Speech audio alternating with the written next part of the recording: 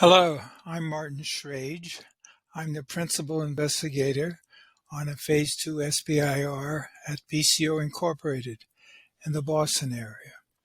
As you can see on the title slide, we have moved beyond what is done with tire rotation counting with radar systems. They operate when tires are slipping and vehicles are sliding, and the normal measurements with tire rotation counting just doesn't work. This work was funded by NAVAIR out of their concern about controlling unmanned vehicles on carrier decks. BCO over the last decade has been applying COTS radar chips to client problems.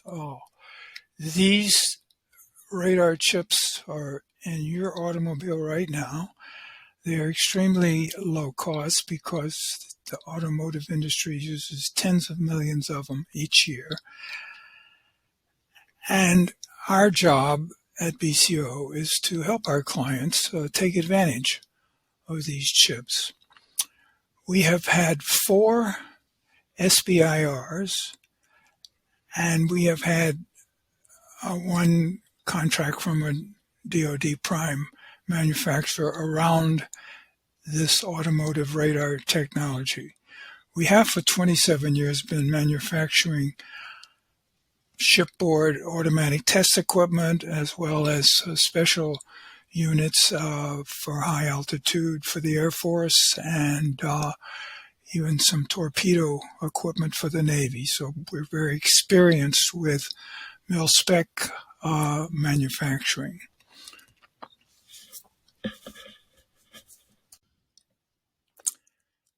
The formal title of this SBIR is written there. The low speed part means down to 0.4 of a mile per hour, which is about 7 inches a second, which occurs when aircraft is moving towards a catapult in little tiny starts and stops. And relative to a moving platform means relative to a tilted aircraft carrier deck. And you might say, why not use an inertial measurement unit? Well, that will tell you how you're moving through space, but does not tell you how you're moving with respect to that platform, which is our unit does. One other point here I'd like to emphasize is that the last bullet there, that what we are measuring is velocity and I say heading direction. So you may be moving forward and slipping to the side, and we tell you what the net of that movement is. Now let's look at this at a little more depth. First problem we have is that pilots on a taxiing aircraft have visual, audible, and sense of seat-of-the-pants information that is unavailable to the vehicle management system, certainly not to a remote flight controller. And second problem is that the aircraft have ground movement measurements made by tire rotation counters.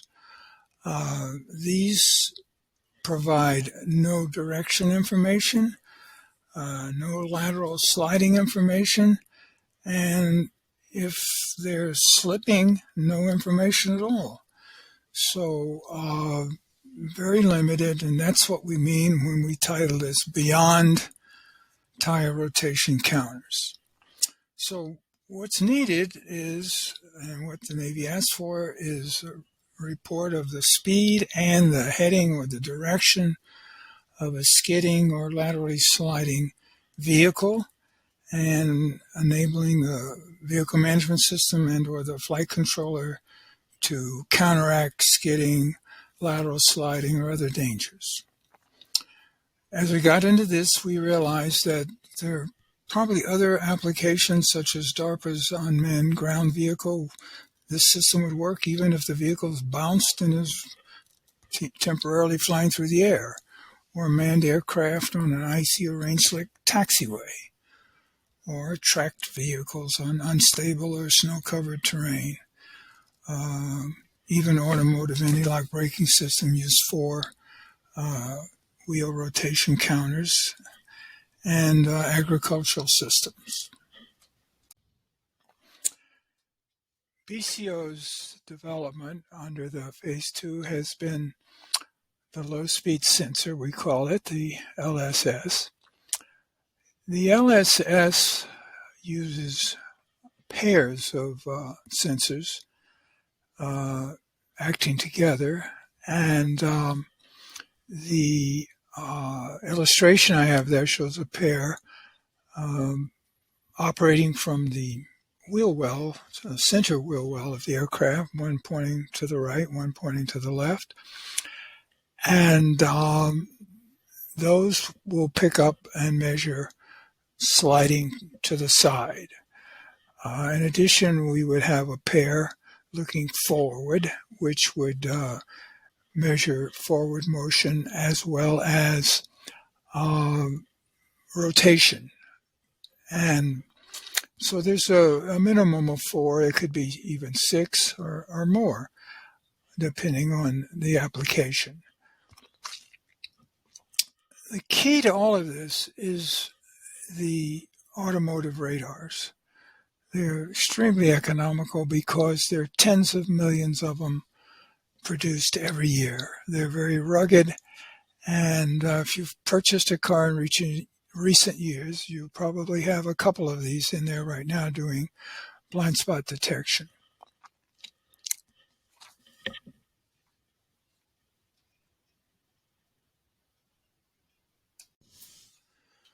The current status of our projects is we're nearing the end of the Phase 2 SBIR, which will end at the end of April. It's extended due to COVID. The major milestone was passed in July of 2021 when a breadboard radar performed successfully on the 1/3 carrier deck mock-up at Lakehurst Naval Air Station.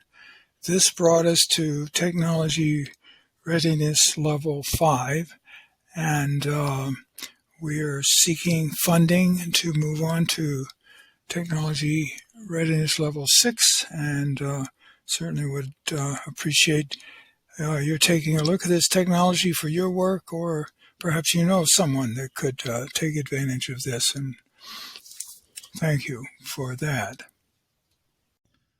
BCO's low-speed sensor, LLS, meets Navy requirements that are summarized below.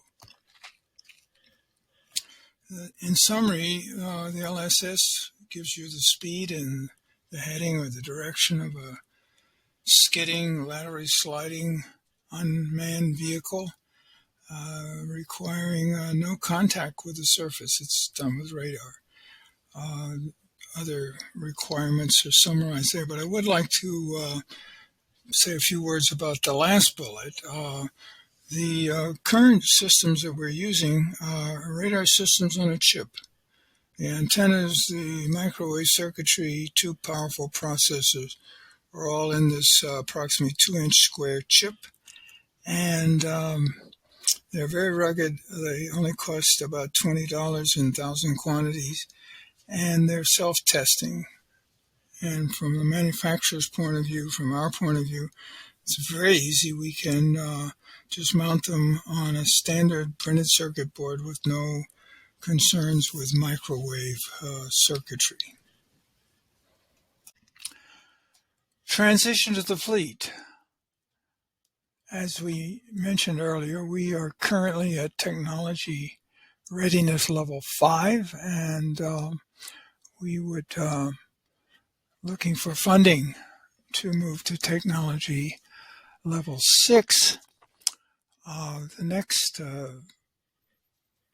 key task in front of us is interfacing sensors in a master-slave configuration. We see probably 4, 6, even 8 sensors for various applications, and we need to work on phasing the longitudinal information with a lateral information to get the 2D directional information out of that, and rotational information, and extend the tracking filters and the other things we use to process the data to 2 dimensions.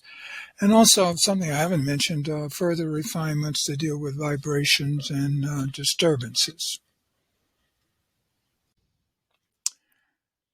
This slide is about some of the markets that we have identified for this technology. And it's worth noting that tire rotation centers are universally used, taxiing aircraft, road vehicles, ABS, and that they're only accurate when there's no loss of traction and that they're in contact with the surface. Even when they're working, they provide no information about sliding to the side or, in fact, any directional information. And they don't work in the situations where you need them the most: skidding, sliding, lateral movement, bouncing in the air. The markets that we've identified include the unmanned vehicles on ship's flight deck. The Navier funded us for that.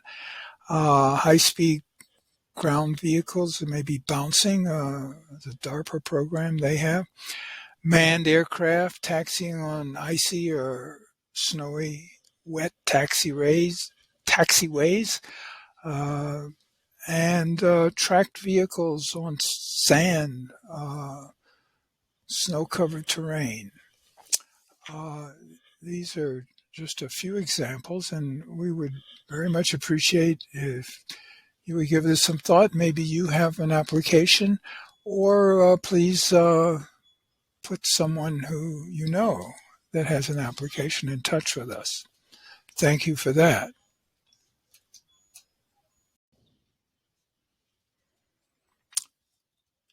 This slide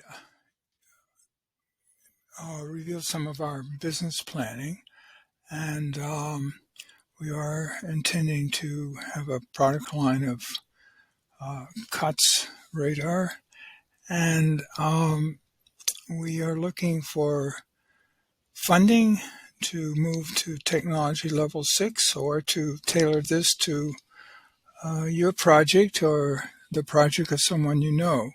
So we would appreciate your taking a look at this technology for your needs, or let someone you know